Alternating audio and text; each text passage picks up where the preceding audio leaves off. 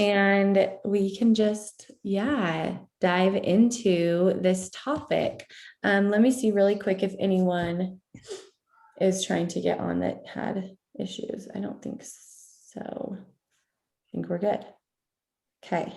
So I'll just add people as they join and we can get started since we only have, 30 minutes. I feel like these fly by usually.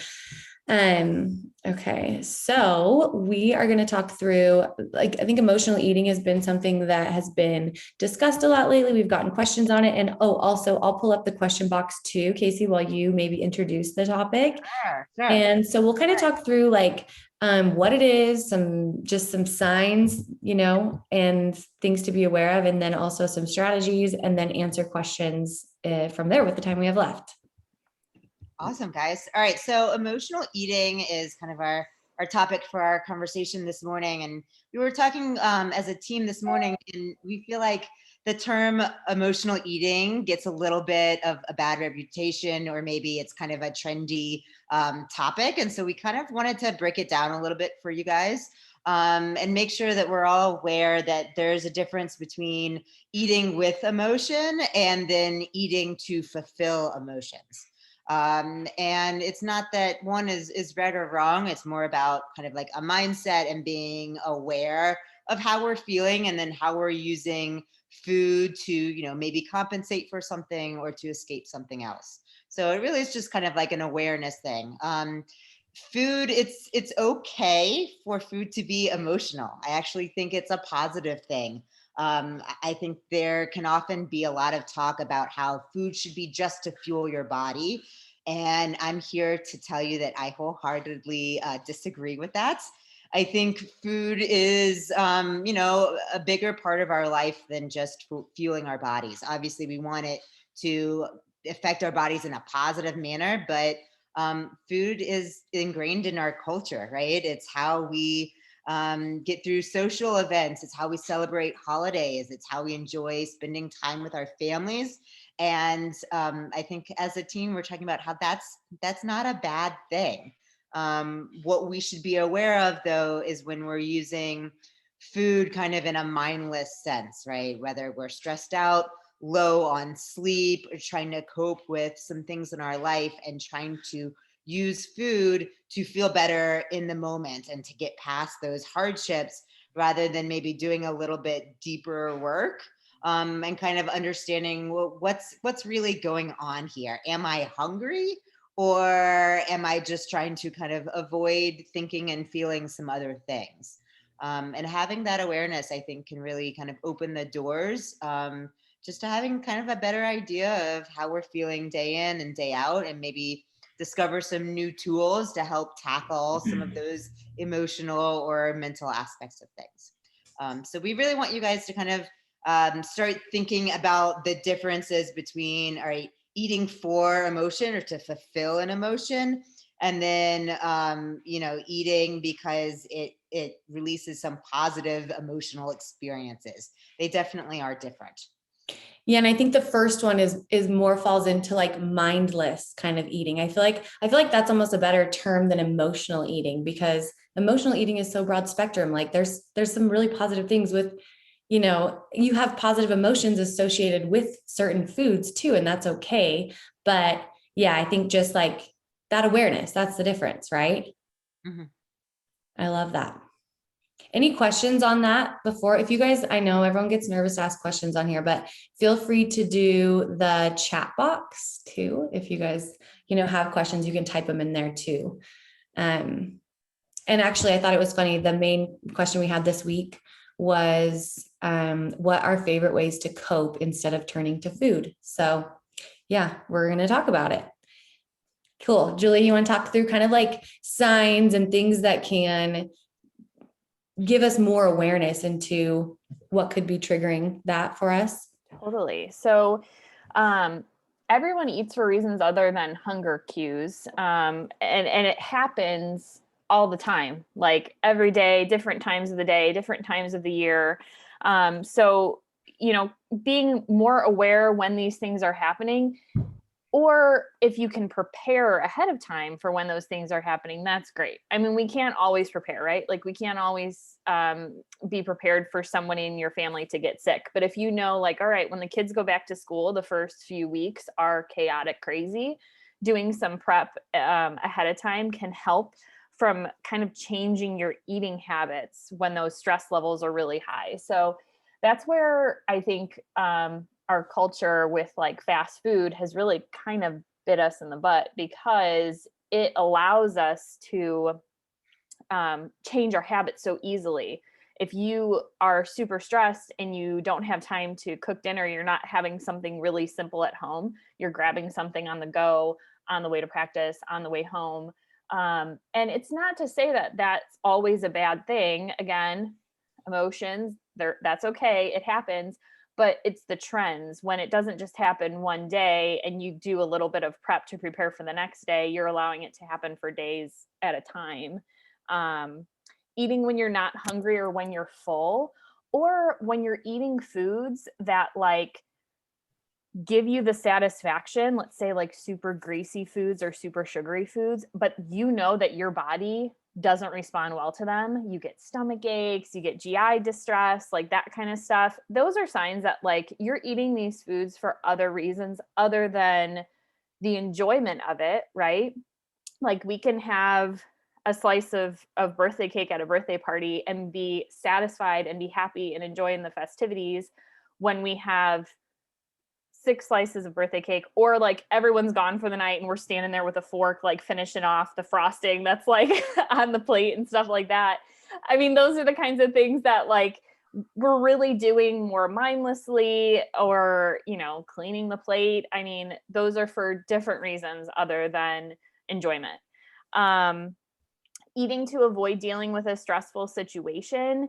Eating is one of those things like we have to do it, right? Like we have to do it to survive. So I think that in our mind, when we're eating, that is okay. We don't feel guilty that we're not giving our attention or our effort to something else. So I think a lot of times like snacking and grazing and stuff can give us like, okay, I know I need to have a talk with my kid about this or that, or I know that I need to sit down and get the schoolwork done. Yeah. But I have to eat first, you know? So those kinds of things, making sure that you're sitting down, you're having a solid meal, and then you're getting the courage to do whatever you got to do. Eating to soothe your feelings. So if you're feeling sad, or if you're feeling depressed and you need comfort there, that's kind of what that's referring to, like in soothing your feelings. And then food as a reward. So again, not always a bad thing. Celebrations are often around food. We usually will have meals or special treats or things like that.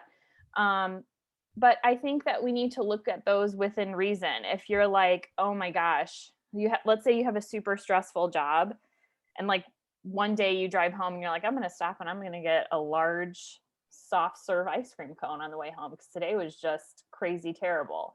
You're rewarding yourself for like making it through that day.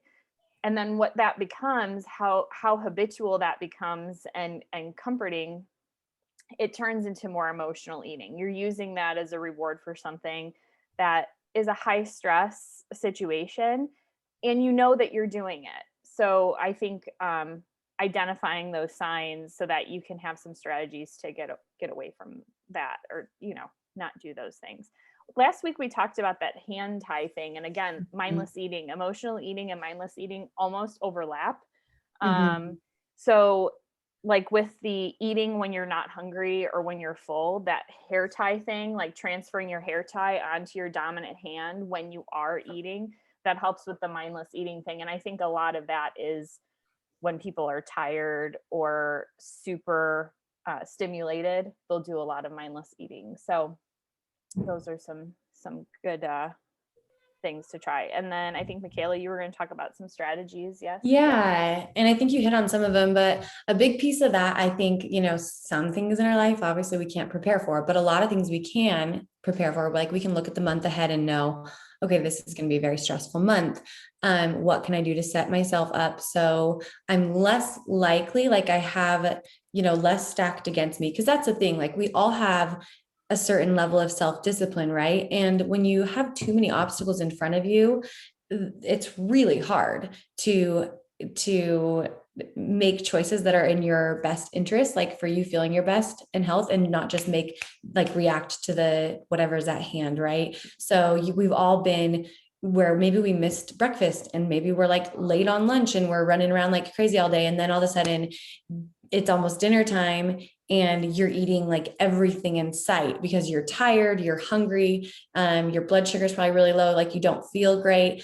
And so you aren't putting yourself in a good place to make like nutrient dense choices. You want fast fuel, right? And so thinking through that just in our lives, like what can you do to set yourself up so you feel your best, so that hormone levels, like hunger hormones, are going to be optimized too. So number one, like getting good sleep, like that's going to be, I would say, the number one strategy there. So you're rested. And then also that's why we really look at, when we have you track your food intake, we're looking at protein and fiber, because those are going to keep you really satiated. So if you're eating 2,000 calories a day, but fiber and protein intake are really low, you're going to be a lot hungrier than someone that's eating 2,000 calories a day with high fiber, high protein, right? So planning ahead and pre-logging and knowing like, okay, I've got a really stressful week. I need to really do a good job of like having a high protein, high fiber breakfast every morning, because that's going to keep me satiated. And then if I get that 8 hours of sleep and I'm drinking water, all those things together are going to make it so I'm more likely to maybe not grab that donut at lunch when like it's a stressful day or whatever it is. It's just going to set you up to have that self-discipline come a little bit easier for you.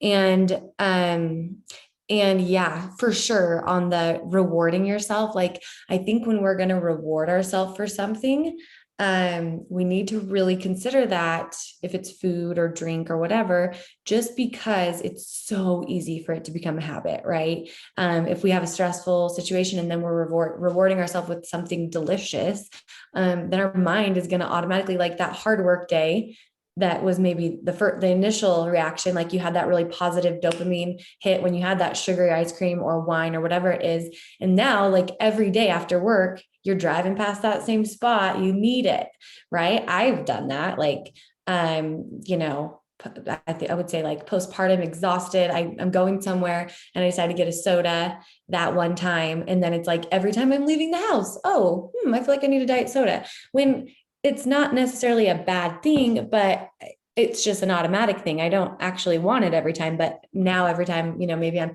passing, there's a lot of soda shops in Utah.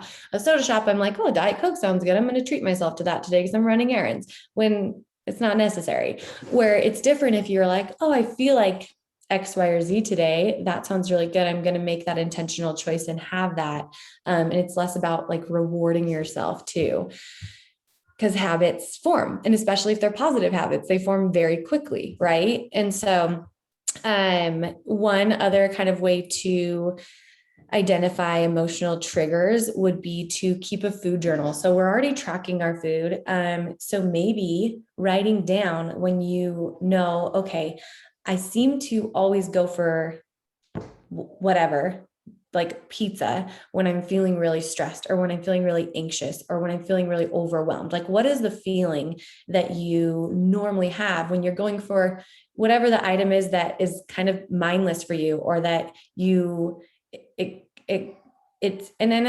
that's where it's like really delicate, because there's no shame around really any food types, right? But it's when you're doing them and using them in a way that's going to be harmful for you. So like when you feel terrible after, so what are those feelings that I'm having when I'm maybe going for more mindless eating?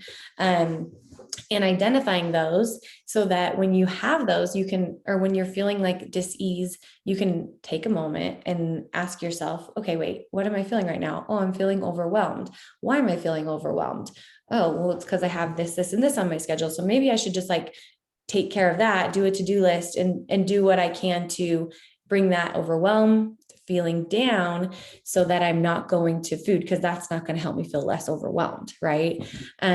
So asking yourself questions, like using that as an opportunity to ask yourself questions and identify patterns, just like you would if you had digestive distress, right? You would want to know, like, what foods are commonly causing this digestive distress for me? I'm going to take a journal. Same thing with your emotions, like what, negative emotions am I trying to avoid consistently? I need to start recognizing that and even taking that as an opportunity to journal about your feelings too. Once you get it on paper, you can process that instead of and I think, you could replace food with cell phone usage, with online shopping, with whatever it is. Like, what am I using to numb right now? So I don't have to actually have awareness on whatever it is, whether it's something you need to do or something you should be feeling or something you should be discussing. How am I numbing myself? And food is just one way that we do that.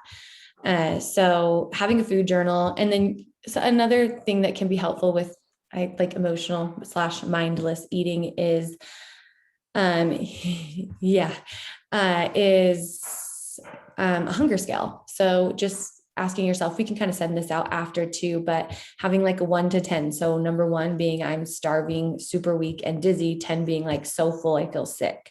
Right. And so am I in like the 1 to 5 range? Like, make yourself some food, have a meal, sit down, enjoy it. Am I like 6 to 10? Maybe I'm not hungry. Maybe that's where you can ask yourself questions, have a journal, or just change your scenery. Use that as an opportunity. If you aren't hungry, if you're like actually full, then maybe do something to bring your body into that parasympathetic state. Like, take a minute to just breathe for a second. Find a way to recharge and relax. Take time to stop and think about what's actually really bothering you and how you could deal with that. And maybe change what you're doing, go for like a quick walk, call a friend. And then if you're really hungry, like, sit down and eat a meal and enjoy that. And then one thing too was, like, if you're using food to procrastinate, which kind of is what Julie talked about, maybe just commit to, okay, I'm going to just do 5 minutes of whatever the task is, 5 minutes. And then if you sit down and you start, usually you can kind of get into something, whether that's your workout or your work or whatever it is, just cleaning, I'm just going to commit to 5 minutes of the thing that I'm putting off. And then hopefully kind of at that 5 minutes, you have at least switched gears at that point and can think a little more clearly about what you actually need too. So those are kind of some ideas and strategies there. And then we talked last week too about having some low calorie options on hand too. And I think switching the hairband to the other wrist, whatever you can do to have awareness, so you're making a conscious choice, right? And then you can take ownership of that choice and feel good about it, whether, whatever it is that you're eating. Because I don't think there are any bad foods. It's how foods affect you, like thinking about how you want to feel when you are eating something, and then also how you want to feel after you're eating that thing or the next day. And then just making the decision and having it be a conscious one, and then owning that and doing the thing, whatever it is. And then also too, if you're noticing like you do feel out of control and stress and emotions are causing you to have some disordered eating patterns where you maybe are eating and feeling really sick and still wanting to eat, and it's just controlling your thoughts there, then let your coach know and we can get you outside help. Like, we can, get you in touch with a eating disorder therapist, or maybe a registered dietitian that specializes in eating disorders, because that is something that we definitely want to get you help for, if that's something that feels like more than you can handle too. So it's, probably less about the food in that sense and more about just mental health, getting you in a good place too, with life in general, and having some just more professional help with coping with those things. So anything you guys want to add with that? Go ahead, Henrietta.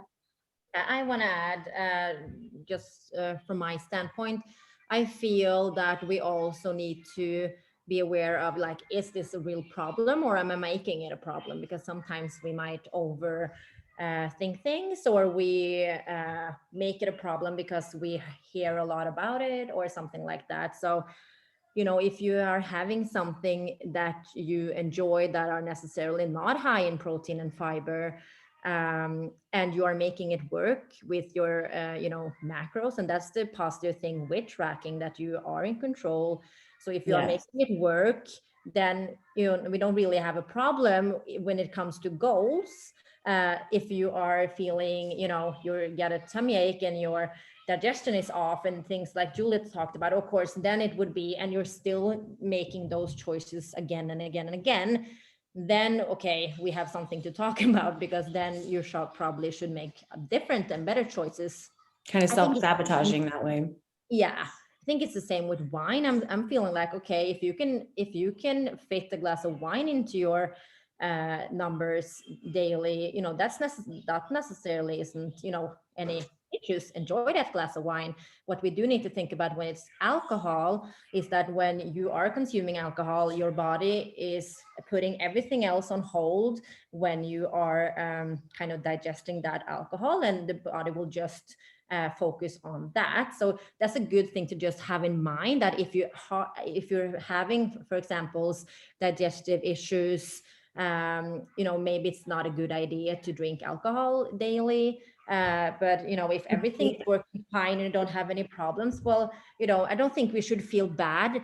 I don't think we should look for reasons to feel bad, No. because we have enough things to feel stressed about in our everyday lives. But if you feel like, okay, I'm not reaching my targets, I'm not getting enough protein, fiber in, my vitamins are low, and I'm only choosing these ingredients that are not doing me good, then we need to figure out, okay, we need to do something else, try something else. But otherwise, I don't think we should make problems out of something that isn't.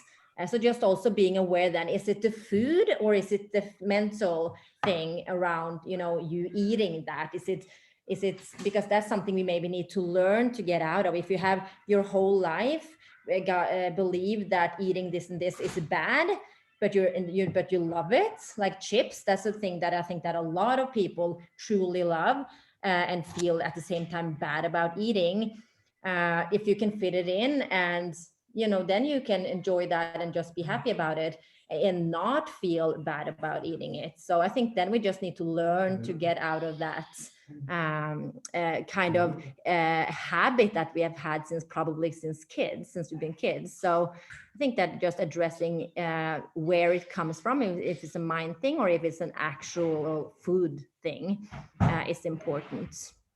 Yeah, and I think on the other side of that, I would say we have clients that, maybe you're having a hard time with the mindless eating, but then on the other side of that, we have clients that are scared to eat anything that they think is bad. And so really, like, it's a continuum too, and know that we're never going to be perfect, like with our food. It's a relationship that we're going to be always, adapting and working on, and we're going to have periods of high stress in our life. And you might just be surviving and doing what you can. And so don't ever add like more shame on top of anything, but this is just an opportunity to bring in awareness and like continue to improve from where we're at. So on the other side of that, if you're thinking that anytime you have chips or out to eat fast food or whatever it is, you're feeling like that's bad, then recognizing that too, that's not, like, if that's why tracking can be really empowering too, because you can see you could even have a burger every single day or chips every single day and feel really good and still be moving towards your goals.